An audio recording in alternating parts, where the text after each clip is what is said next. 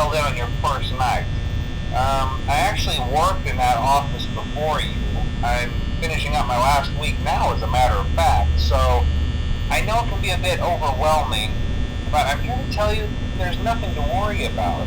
You'll be fine. So let's just focus on getting you through your first week, okay?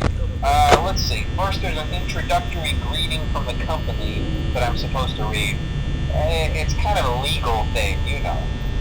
Welcome to Freddy Fazbear's Pizza, a magical place for kids and grown-ups alike, where fantasy and fun come to life.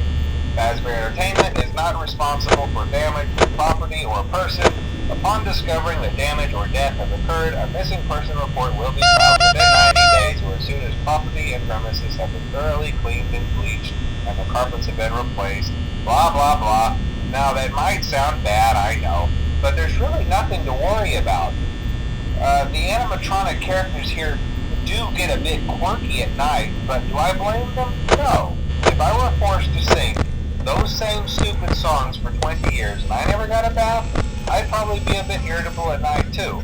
So remember, these characters hold a special place in the hearts of children and we need to show them a little respect, right? Okay. So just be aware, the characters do tend to wander a bit. They're left in some kind of free roaming mode at night. Something about their servos locking up if they get turned off for too long. They used to be allowed to walk around during the day too, but then there was the bite of 87. Yeah, it's amazing that the human body can live without the frontal lobe, you know?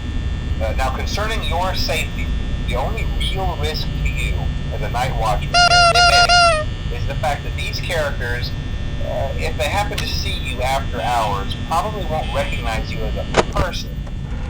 They'll most likely see you as a metal endoskeleton without its costume on. Now, since that's against the rules here at Freddy Fazbear's Pizza, they'll probably try to forcefully stuff you inside a Freddy Fazbear suit. Now, that wouldn't be so bad if the suits themselves weren't filled with cross beams, wired, and animatronic devices, especially around the facial area. So you can imagine how having your head forcefully pressed inside one of those could cause a bit of discomfort and death. The only parts of you that would like to see the light of day again would be your eyeballs and teeth that pop out the front of the mask. Yeah, they don't tell you these things when you sign up. But hey, first station of the breeze. I'll chat with you tomorrow.